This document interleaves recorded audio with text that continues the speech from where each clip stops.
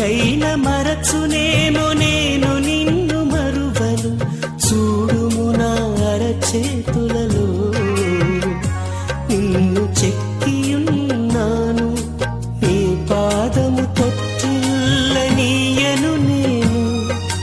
నిన్ను కాపాడువాడు కునుకడు నిదురపోడు అని చెప్పి వాగ్దానం చేసిన యేసయ్యా తల్లిలా లాలించును, తండ్రిలా ప్రేమించును, తల్లిలా లాలించును.